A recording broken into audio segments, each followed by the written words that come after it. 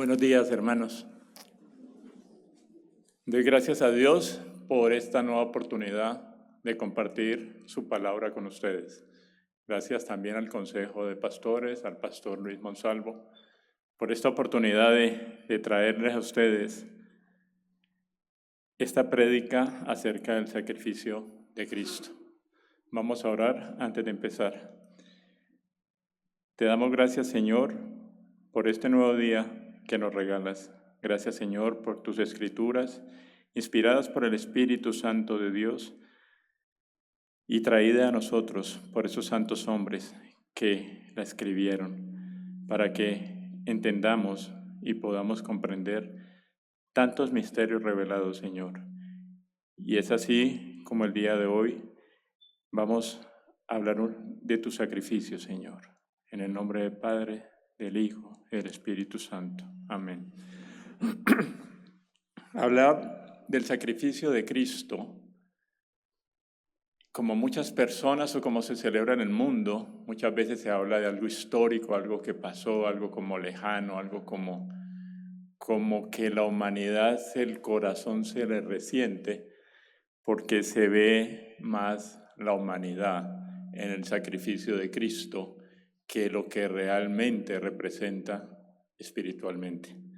Y para entender este sacrificio vamos a hablar y podemos decir que el plan de Dios va desde la vida eterna hasta la vida eterna. Viene de la eternidad a la eternidad. Y en el medio hay un proceso que el Señor, dentro de su plan divino, constituyó para que nosotros podamos entender. Y para esto podemos decir qué veía el Señor desde la eternidad, antes de venir acá, qué veía la Trinidad, en qué condición estaba la humanidad, quiénes éramos nosotros, antes de que la eternidad entrara al espacio y el tiempo. Y ahí es donde debemos hablar de amor, de justicia, de redención y de vida eterna, pero debemos hablar de pecado.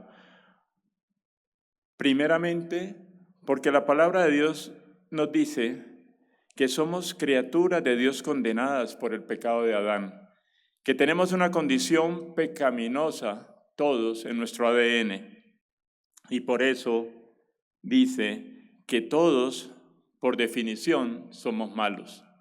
Y estamos llenos de adulterio, fornicación, inmundicia, lascivia, idolatría, hechicerías, enemistades, pleitos, celos, iras, contiendas, disensiones, herejías, envidias, homicidios, borracheras, orgías, etcétera, etcétera. Sin herencia en el reino de Dios. Gálatas 5, 18, 21. Por cuanto todos pecaron y están destituidos de la gloria de Dios. Romanos 3, 23. Muertos en delitos y pecados, Efesios 2:1. Nos decía la palabra de Dios en Romanos, no hay justo ni aún uno. Romanos 3:10, 11. Esto es lo que la eternidad está viendo antes de entrar acá.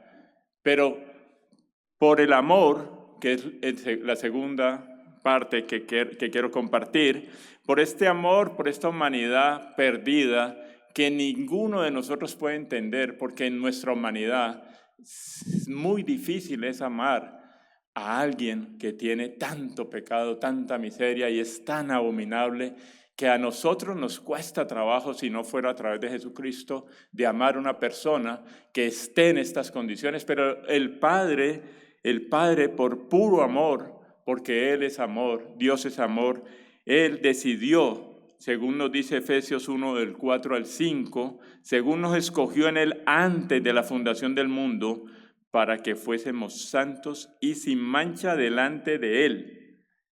El amor habiéndonos predestinado para ser adoptados hijos suyos por medio de Jesucristo. Antes de la fundación del mundo, Él nos predestinó para que por medio de Jesucristo fuéramos adoptados hijos suyos, según el puro afecto de su voluntad.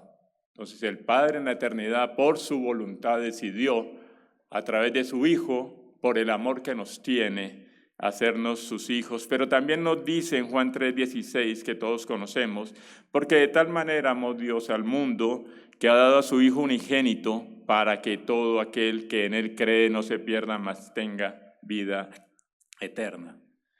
El Padre no nos ama a causa de la propiciación, no, sino que Él proveyó la propiciación porque nos ama. No es que Él nos ame porque Cristo murió por nosotros, no. Él nos ama porque mandó a Cristo como propiciación, y la propiciación es la acción de aplacar la ira de Dios y reconciliarse con Él. Y el único medio que tenía el Padre era el sacrificio de su Hijo. Ese es el amor de Dios. No es porque el Hijo murió por nosotros, es porque Él mandó a su Hijo a morir por nosotros. Y vemos la tercera palabra, justicia, porque para poder venir a este mundo, el Señor dentro de su plan, siendo santo, Él tiene que ser justo, y la justicia es uno de los atributos fuertes del Señor. Un Dios santo y justo no puede perdonar un pecado si no hace justicia. La justicia de Dios va en contra del pecado porque el pecado es un crimen contra Dios. El Señor aborrece el pecado. Dice en Salmo 7:11, Dios es juez justo y Dios está irado contra el impío todos los días. No un día, todos los días Dios está irado contra el impío. Él no está contento con lo que está pasando. Él no está contento con el pecado porque Él es santo y Él ni siquiera puede acercarse al pecado, y lo vamos a ver más adelante. Él aborrece el pecado y Él dice en Romanos 6:23, porque la paga del pecado es muerte, mas la dádiva de Dios es vida eterna en Cristo Jesús.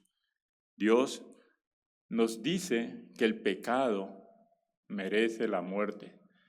Y no solamente una muerte espiritual, muchos se predica la muerte es estar alejado de Dios. Eso es una parte de esa muerte. La muerte es estar alejado de Dios y sufrir la ira de Dios por tu pecado. Y vamos a ver qué es la ira de Dios y cuán aterradora es.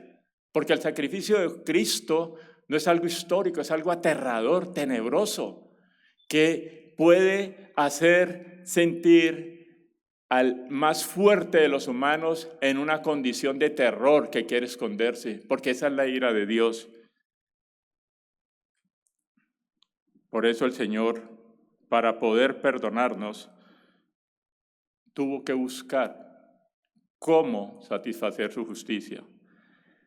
Entonces, empezando, como dicen desde el principio, vamos a ver cómo fue el camino del sacrificio de Dios, y empezó a través de la entrada del Verbo eterno a este mundo. Dice en Juan 1:1, del 1 al 5, en el principio era el Verbo, y el Verbo era con Dios, y el Verbo era Dios. Este era en el principio con Dios, todas las cosas por Él fueron hechas, y sin Él nada de lo que ha sido hecho fue hecho. En Él estaba la vida. La vida vino de la eternidad acá, a esta tierra pecaminosa. Y la vida era la luz de los hombres, y la luz en las tinieblas resplandece, y las tinieblas no prevalecieron contra ella. Y vamos a ver en el sacrificio de Cristo cómo cuando el Dios entra a este mundo, el Verbo se hizo carne. Cuando dice en Juan 1:14, y aquel Verbo fue hecho carne, Dios entró a esta humanidad de espacio y tiempo y se convirtió en semejanza de hombre, y en Él, dice, y habitó entre nosotros, y vimos su gloria como del unigénito del Padre, lleno de gracia y de verdad. ¿Qué creemos que pasó cuando entró Dios al mundo del espacio y del tiempo? Pues las tinieblas se agitaron, los demonios se levantaron, algo pasó. Estuvieron alertas porque venía el Salvador, venía alguien que iba a sacudir el dominio de Satanás en este mundo. Y así empieza el ministerio de Cristo, trayendo buenas nuevas de redención, de perdón, de salvación, de reconciliación con Él mismo. Pues Dios está en guerra con el pecador. Por eso en Romanos 5, cuando nos dice que Él nos ha salvado de la ira de Dios. Nosotros no somos solamente salvos para que el Señor nos ponga en el reino, sino que nos quite de la ira de Dios, tan aterradora que vamos a ver en su sacrificio. Una ira que estremece. Dice en 2 Corintios 5, 18, y todo esto proviene de Dios, quien nos reconcilió consigo mismo por Cristo y nos dio el ministerio de la reconciliación. Como digo, estábamos, o Dios, porque muchas personas no se dan cuenta cuando aún no han sido conversos, y dice mucha gente, pues yo no tengo problema con Dios, yo creo en Dios. Sí, crees en Dios, pero Dios está en guerra contigo, y Dios te tiene en la lista de los que van a ir al infierno. No es que tú estés en guerra de Dios, Dios está en guerra contigo. Y tienes que buscar a Cristo porque es la única forma de reconciliarse con el Señor. Cristo lo anunció, lo testificó, Cristo mostró al Padre. Cuando estuvo en la tierra, Dios había hablado a su creación. Antes había hablado a través de los profetas y de los padres. Ahora vino Él a hablar directamente porque Cristo era Dios. Y dice Hebreos 1, del 1 al 3, Dios habiendo hablado muchas veces y de muchas maneras en otro tiempo a los padres por los profetas, en estos postreros días nos ha hablado por el Hijo, a quien constituyó heredero de todo y por quien asimismo hizo el universo. Dios estaba en la tierra hablándole a los hombres cara a cara. Cuando dicen nadie vio a Dios, sí, Cristo vino a mostrar al Padre y Dios estaba en Él y Él era Dios y la gente lo escuchó porque vino a hablar y a hablar de vida eterna. ¿Y esto qué sucedió? Había desconcertado en ese tiempo a los judíos, a los dirigentes, a los fariseos, a los sacerdotes. ¿Qué estaba pasando? Era una persona irregular que no había cumplido los ritos y los caminos que en esa época debía seguir una persona si quería ser rabino. No había utilizado los procesos de ellos. Compartía este hombre rabino, para ellos hombre, con personas despreciables, participaba en fiestas en lugar de ayunar. Este hombre profanaba, según ellos, el día de reposo al realizar sanidades. Ese día criticaba a los fariseos enaltecidos porque exponían la tradición por encima de las Escrituras. Este hombre los había acusado de hipócritas, los había llamado ciegos, guías de ciegos, los había comparado con sepulcros blanqueados, que por fuera la verdad se muestran hermosos, mas por dentro están llenos de huesos de muerto y de toda inmundicia. Mateo 23, 27. Los líderes judíos se remecen, son orgullosos. ¿Quién es este hombre? Eran orgullosos de su nación, su religión, su moral. Tenían ellos una relación especial con su nación y eran los escogidos y privilegiados de Dios. Y este hombre, ¿de dónde salió? Ellos tenían su propia autoridad y esto los removió porque la autoridad que tenía Jesús venía del Padre. Y ellos no conocían esta autoridad. Y este hombre hablaba cosas que ellos jamás habían escuchado. Y el pueblo lo seguía y el pueblo lo escuchaba y ellos se sentían atacados. Y la respuesta que Jesús, una de las respuestas que Jesús le dio a estos fariseos fue cuando ellos querían saber quién era. Y el Señor les dice, vuestro padre Abraham se regocijó esperando ver mi vida. Y lo vio y se alegró por esto. Los judíos le dijeron, ¿aún no tienes 50 años y has visto a Abraham? Jesús les dijo, en verdad os digo, antes que Abraham naciera yo soy. Entonces lo tomaron piedras para tirárselas, pero Jesús se ocultó y salió del templo. Juan 8, 56, 58. Ellos entendían de qué estaba hablando. ¿Por qué se ofendieron? Porque ellos sabían y entendían las escrituras de la Torá, que el yo soy era Dios. Y procuraban matarle, porque para ellos era una blasfemia lo que el Señor les estaba diciendo. Porque de acuerdo a la ley mosaica, todo blasfemo debía ser ejecutado y muerto. Levíticos 24, 11, 14. Pero Jesús no blasfemaba. Él era Dios, la segunda persona de la divinidad. Él dijo, yo soy el pan de vida. Juan 6:35. El yo soy. Cuando Dios le dijo a Moisés, yo soy el que soy. Ese es el nombre de Dios. Y Jesús lo dijo, yo soy el pan de vida. Juan 6:35. Yo soy la luz del mundo. Juan 8:12. Yo soy la puerta de las ovejas. Juan 10:7 y 9. Yo soy el buen pastor. Juan 10:11. Yo soy la resurrección y la vida. Juan 11:25. Yo soy el camino, la verdad y la vida. Juan 14:6. Yo soy la vid verdadera. Y esto los remeció. Este blasfemo se hace nombrar Dios. Y esa fue la causa por la cual los judíos mataron a Jesús por blasfemo, de acuerdo a ellos. Pero no solamente él, porque también estaban, cuando empezamos a hablar, las fuerzas del mal, del infierno, se levantaron cuando el Verbo entró. Y Satanás sabía y tenía que evitar que esto pasara, que el sacrificio de Dios se diera a toda costa. Y debía obstruir el plan de salvación. El sacrificio de Cristo había que obstruirlo. Y es así como él lo intenta en el desierto, tentando a Dios, a Jesús.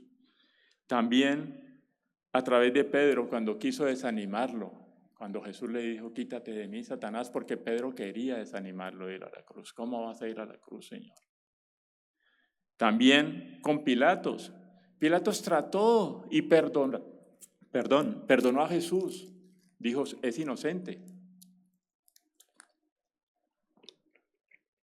Es inocente. Es inocente. No veo culpa en él. Y en Getsemaní, cuando el Señor entró en su humanidad, en esa tristeza, es la tentación del diablo queriendo que él se libre de lo que venía. Pero nada se podía interponer a la soberanía de Dios porque ya estaba hecho y Dios estaba en control de todo. Y esto no podía pasar.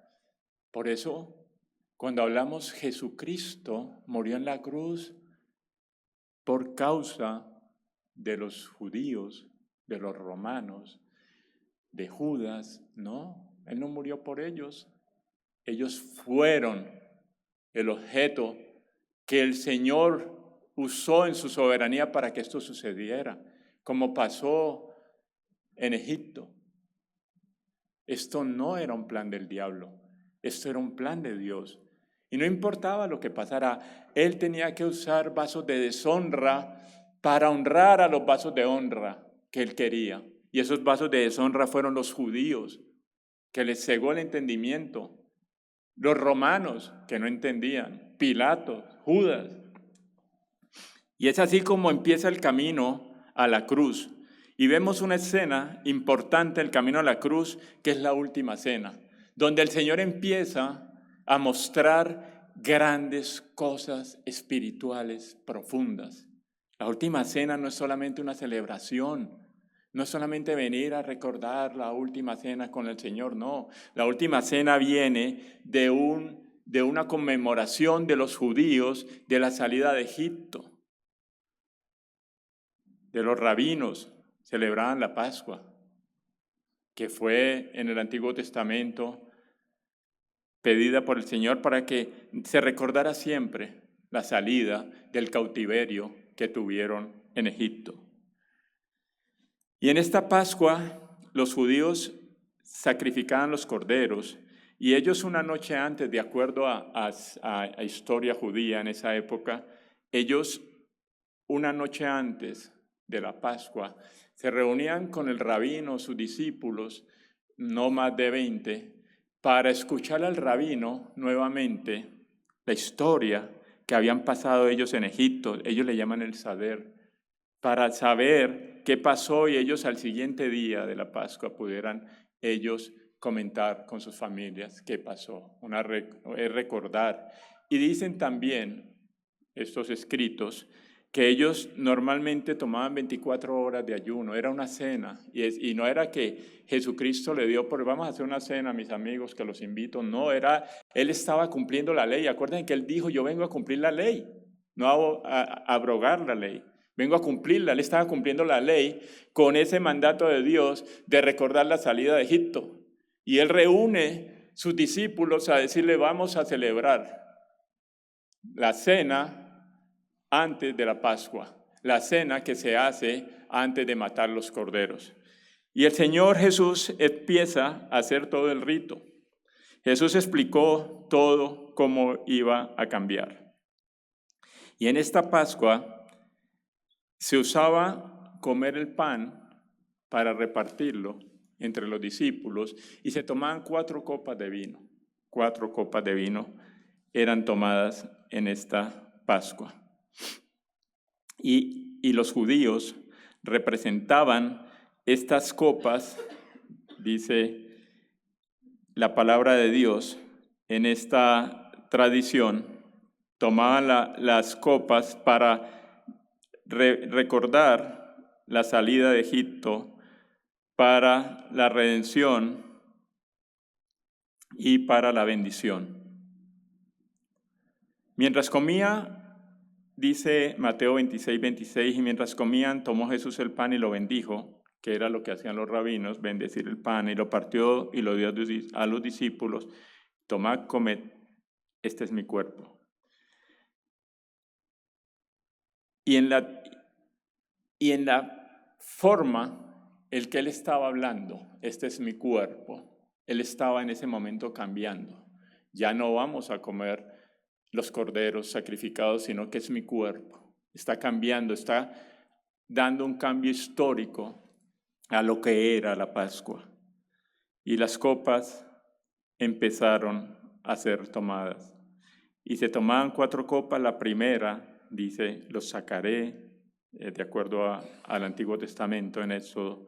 La segunda se explica, los libraré. Y la tercera, los redimiré. Y esta es la copa que Jesús está tomando. De acuerdo a los estudios bíblicos, él estaba tomando la copa de la redención cuando dice, porque esto es mi sangre del nuevo pacto que por muchos se derramará para remisión de los pecados. Él estaba anunciando a ellos en ese momento, yo soy el Cordero que había hablado Juan el Bautista. Es el Cordero de Dios que quita el pecado del mundo. Quizá ellos no entendían qué estaba pasando. Jesús nos está hablando de su cuerpo y vamos a comer su cuerpo y vamos a tomar su sangre. Y era y era la forma de abrir y de terminar el pacto mosaico y abrir el pacto de la gracia a través del Cordero de Dios y la sangre de Cristo. Y la cuarta copa, dice la palabra de Dios en Mateo 26:29, y os digo que desde ahora no beberé más de este fruto de la vid. Él no tomó esa cuarta copa. Y les dice, hasta aquel día en que lo beba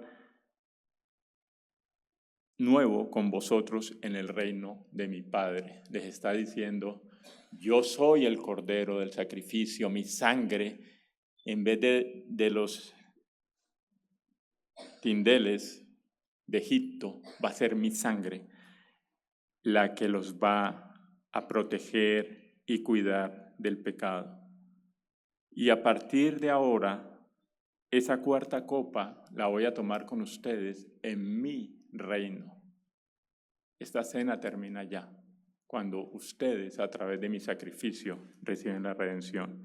Entonces, la enseñanza es, Él se presenta como el Cordero Pascual, y la sangre de Cristo nos guarda eternamente al pueblo de Él, a la iglesia, del juicio venidero, de la ira de Dios. Ya no está pintada como en Egipto, en las puertas, está pintada en nuestros corazones. ¿Para qué? Para que el día de la ira nosotros no vamos a estar allí. Y también nos habla de recibir el cuerpo de Cristo. En Juan 6, 53, 55 dice, Jesús les dijo, de cierto os digo, si no coméis la carne del Hijo del Hombre y bebéis su sangre, no tenéis vida en vosotros. El que come mi carne y bebe mi sangre tiene vida eterna, y yo le resucitaré en el día postrero, porque mi carne es verdadera comida y mi sangre es verdadera bebida. Dice 1 Corintios 5, 7, limpiaos pues de la vieja levadura, para que seáis nueva masa sin levadura como sois, porque nuestra Pascua, que es Cristo, ya fue sacrificada por nosotros. La levadura en la Escritura representa pecado, y cuando salieron de Egipto, el pan sin levadura representa que estaban fuera de la aflicción.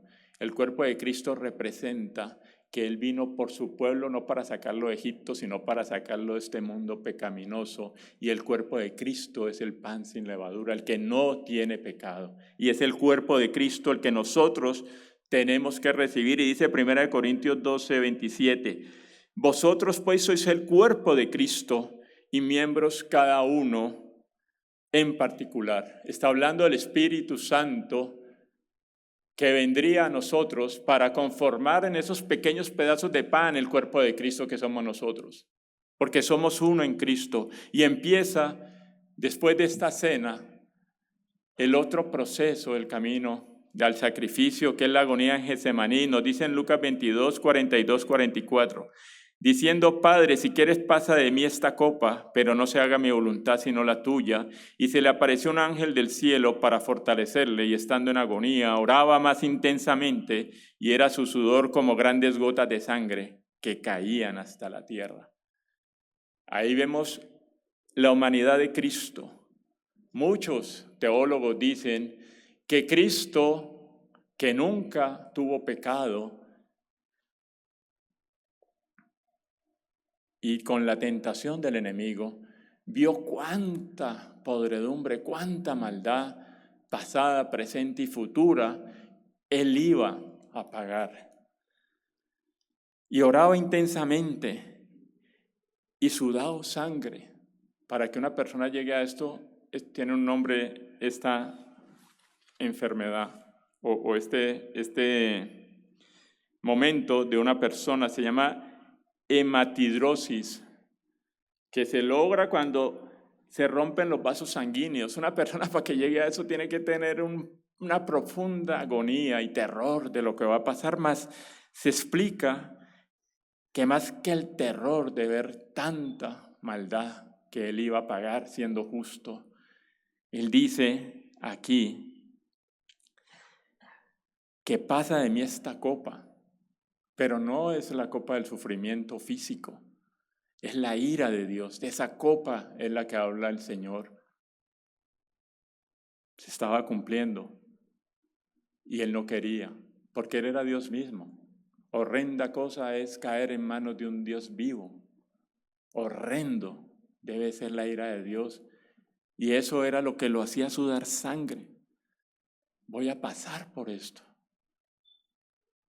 Y en el camino a la cruz, cumpliendo el plan divino, Jesús fue entregado por Judas a los judíos sacerdotes, estos a Pilatos, esto a los soldados, y Jesús fue a la cruz voluntariamente, no como mártir, como nos dicen el mártir del Calvario, no, porque Él ya se había consagrado a este divino propósito por los pecadores. Él no fue un mártir, Él no fue un mártir, Él fue un medio para la salvación. Mártir es cuando no está con un propósito. El buen pastor da su vida por las ovejas, decía el Señor. Jesús sufrió en este camino a la cruz de juicios, torturas, crucifixión. La apariencia de Jesús estaba desfigurada, más allá de lo que cualquier hombre puede imaginar, porque fue azotado con caña.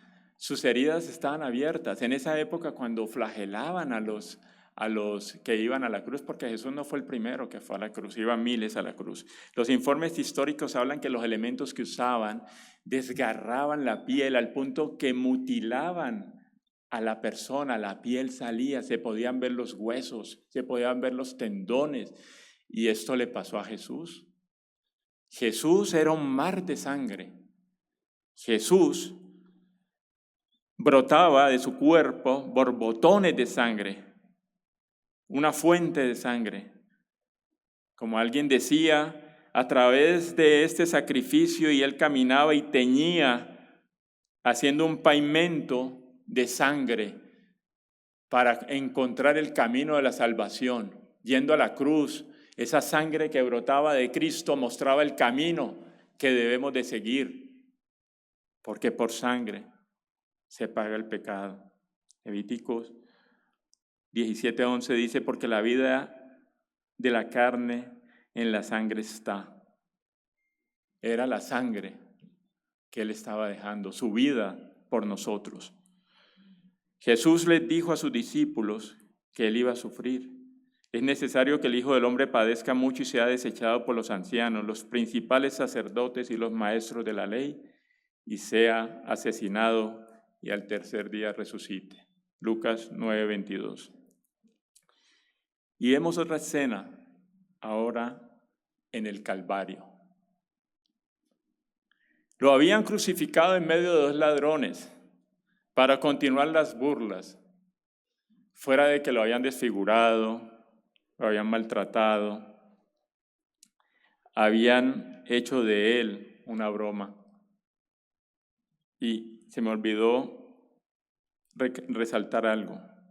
El Señor estaba tan desfigurado que a veces leemos en Juan 19:5 cuando dice, y salió Jesús llevando la corona de espinas y un manto púrpura que le habían puesto para burlarse como rey. Le habían puesto la corona y un cetro y se le arrodillaban los soldados.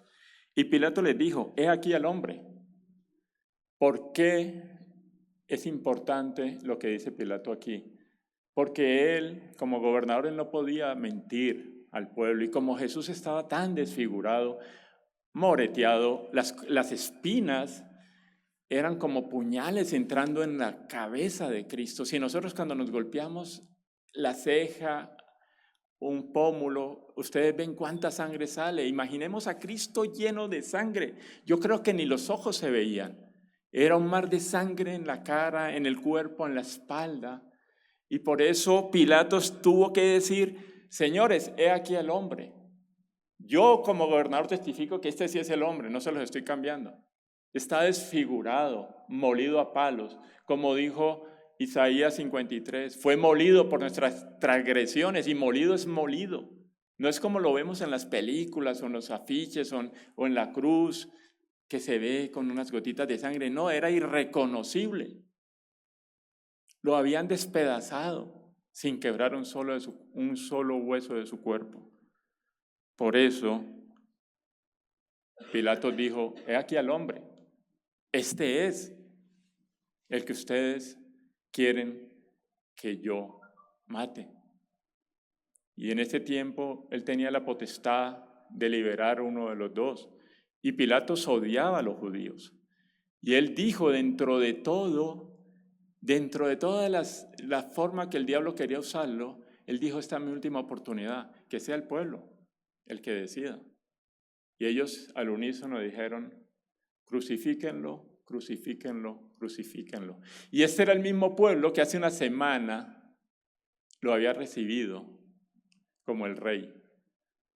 Pero cuando vieron un rey ensangrentado, desfigurado, dijeron, este desperdicio humano no es rey. Este no es el rey de Israel. El rey de Israel es el que nos va a traer a nosotros poder sobre los romanos y vamos a reinar y acabarlos. Pero este no. Crucifíquenlo, crucifíquenlo y que la sangre de él caiga sobre nosotros y nuestros hijos. Eso dijeron.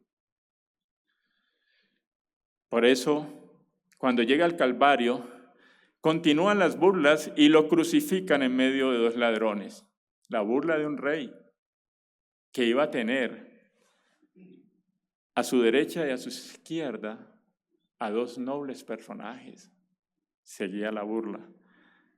Y durante esas primeras 3 horas de crucifixión, el pueblo, los soldados, los criminales, dominaban la escena. Las tinieblas estaban allí, pero las tinieblas espirituales estaban allí, blasfemando, haciendo una burla de Dios, menospreciándolo a través de los insultos. Cuando repentinamente nos habla Lucas 23:44, cuando eran como la hora sexta, hubo tinieblas sobre toda la tierra hasta la hora novena. Quiere decir 3 horas de tinieblas. No se habla mucho de esto, pero grandes teólogos y eruditos han estudiado esta parte. En estas 3 horas hubo silencio, ni siquiera Jesús habló. Nuestro Señor habló en las 3 horas previas y tuvo palabras como: he aquí madre, he aquí a tu hijo. También dijo Jesús: perdónalos porque no saben lo que hacen. Un hombre desfigurado, perdónalos porque no saben lo que hacen. Y también le dijo al ladrón que estaba a su lado, que creyó en él: hoy estarás conmigo en el paraíso. En las escrituras judías, la oscuridad simboliza el juicio de Dios. La oscuridad simboliza la ira de Dios. Vemos en Amós un versículo que dice: cuando llegue ese día, haré que el sol se ponga a mediodía, y el día estará claro, pero yo cubriré de tinieblas la tierra. Palabra del Señor, Amós 8:9. Y eso fue lo que sucedió en el Calvario. Un día de primavera, soleado, repentinamente, no fue el diablo, porque el diablo no maneja la naturaleza, el diablo maneja los espíritus, mas no maneja la naturaleza de Dios, y Dios hizo algo sobrenatural y empezó Dios a aparecer. Dice también en Amós que no será el día de Jehová tiniebla, sino luz, oscuridad, que no tiene resplandor. La ira de Dios se representa por tinieblas, oscuridad, por terror, y eso fue lo que pasó, 3 horas. El que estaba siendo juzgado era Jesús. Dice Sofonías también en 1:14, cercano está el gran día del Señor, cercano, y viene muy rápido. Escuchad el día del Señor, en él el guerrero llora amargamente. Un día de ira es ese día, un día de turbación y problema, un día de destrucción. Y aquí dice, un día de desolación, un día de oscuridad, un día de nubes y densa oscuridad. Esas 3 horas fueron el anticipo de la ira de Dios que va a venir, según dice Apocalipsis. Va a ser un día de oscuridad. La ira de Dios se va a manifestar a través de la oscuridad. Ellos lo sabían, porque ellos habían estudiado la Torá. Por eso cuando dicen cuando salieron muchos, salieron acongojados después de la crucifixión. Y es allí, en el Calvario, donde entra Dios. Dios no había aparecido. Los hombres, ¿qué apareció? La maldad del hombre. Ese que hablamos desde el principio, aparecieron dándole la espalda a Dios, burlándose, golpeándolo. Pero ahora Dios entró a ocupar el lugar y dijo, aquí está Dios. Y viene la oscuridad, la ira de Dios, y va a ser derramada sobre este hombre que está llevando todos los pecados del mundo. Y allí empezó realmente la redención. Porque el Calvario no estaba en luz, estaba en oscuridad y se apareció para desatar el juicio. No fue ira contra los romanos, no apareció la ira contra los líderes judíos, no fue ira contra el pueblo, fue ira contra el Hijo. Durante esas 3 horas no hay burlas, no hay insultos, no hay blasfemias, no se registra nada de esto en las Escrituras. Y es aquí que Él lleva como dice la Escritura, en este momento que está pasando en esas 3 horas, recordemos la Escritura que dice, es aquí que Él fue hecho pecado por nosotros. El que no conoció pecado, es aquí que Él es herido por nuestras transgresiones. Es aquí que Él es molido por nuestros pecados. Es aquí que Él ha sido hecho maldición por nosotros. Y Dios lo hizo maldición por nosotros. Y Dios no podía estar allí. Dios se aleja y lo deja solo, porque Dios es santo y su justicia se tenía que cumplir. Su ira tenía que caer sobre su Hijo. No hay sentimiento. No es un padre de sentimiento. Es un padre de justicia y de amor, pero un amor diferente al que nosotros creemos. Un amor por la humanidad. Y dice Jesús, después de que esto pasó a las 3 de la tarde, la oscuridad ya no estaba. Y clamó Jesús a gran voz, Eloi, Eloi, lama sabachthani, lo cual traduce, Dios mío, ¿por qué me has desamparado? Dios no podía estar con el pecado. En su juicio, Él estaba experimentando la separación de Dios. Fuera de su ira, es la primera vez que Él se separaba de la Trinidad. Y por única vez. Y es Jesús después pronunciando unas palabras que dice, Padre, en tus manos encomiendo mi espíritu, citando el Salmo 31:5.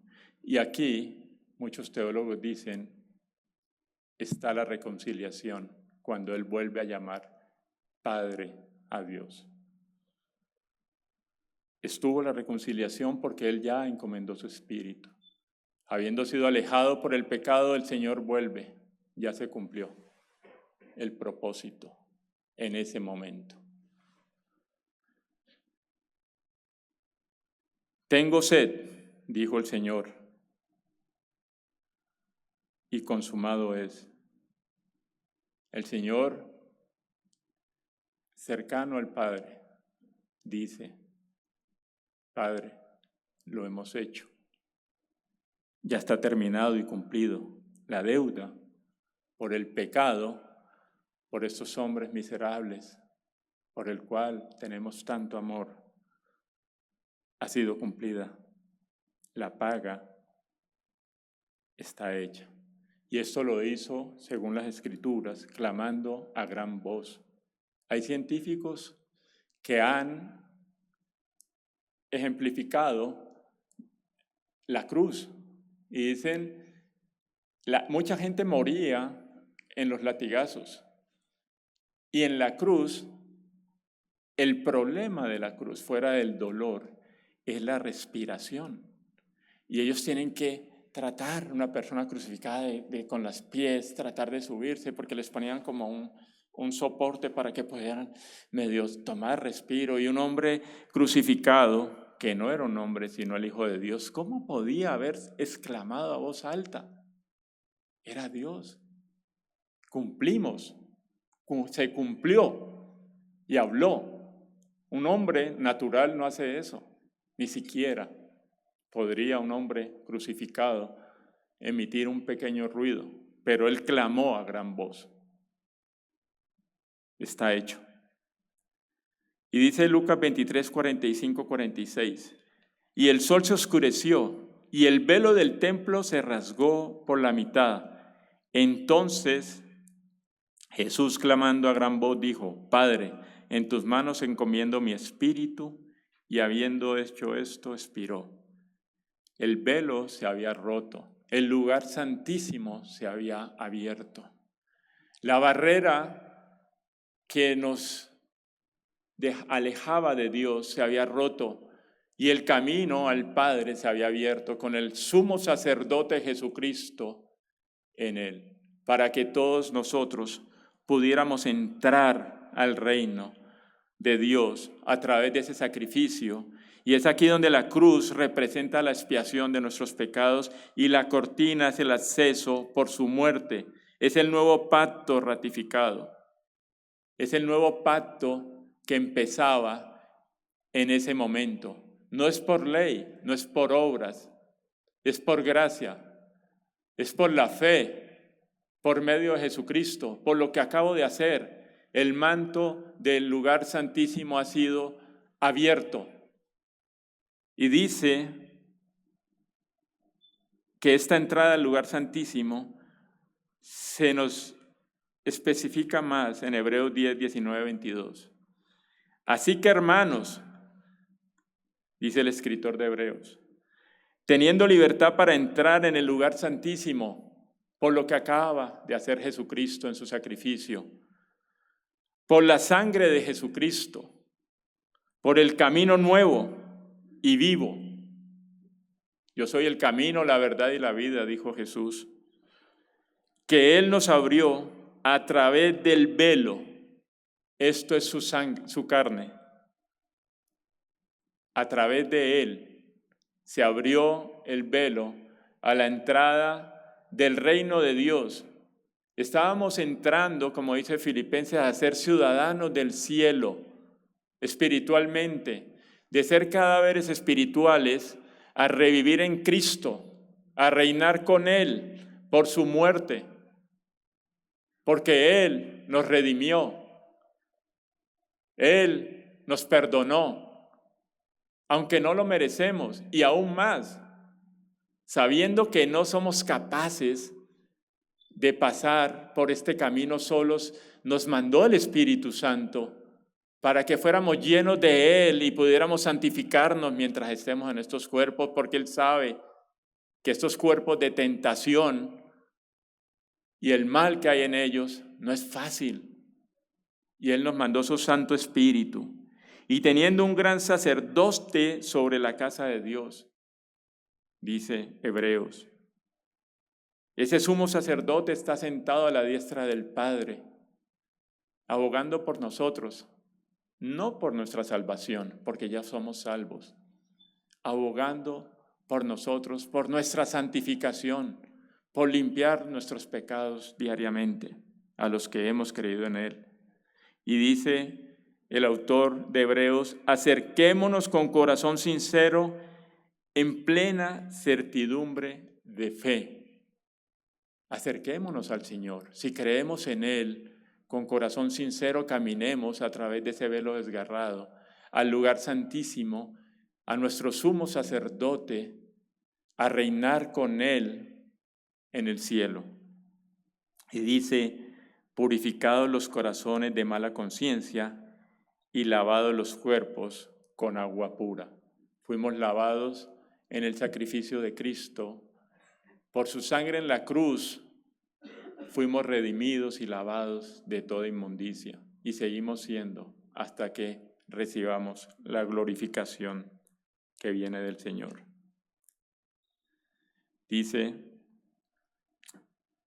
¿por qué murió Cristo? Dicen muchos estudios de teólogos,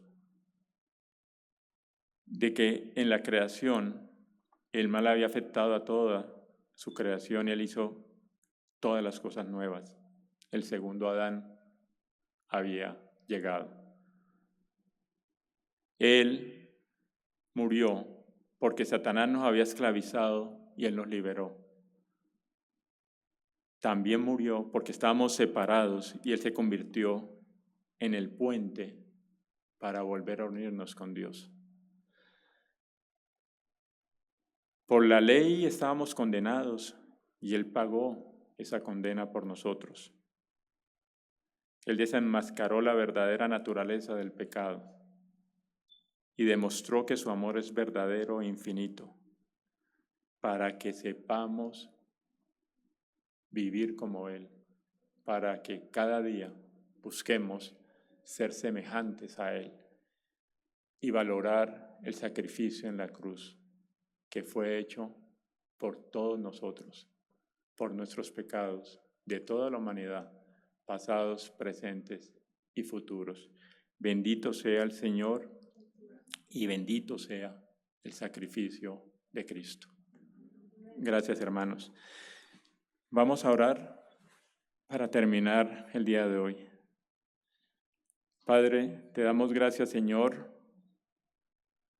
por ese sacrificio inmerecido que tú enviaste a través de tu Hijo para librarnos del pecado y de la muerte, Señor.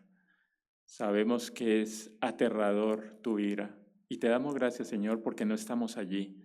Estamos en el reino y reinamos con Cristo y somos tus hijos, Señor. Te damos gracias por el Espíritu Santo que nos has dado para peregrinar en esta tierra, para luchar contra la carne, contra el mundo y contra Satanás. Gracias, Señor.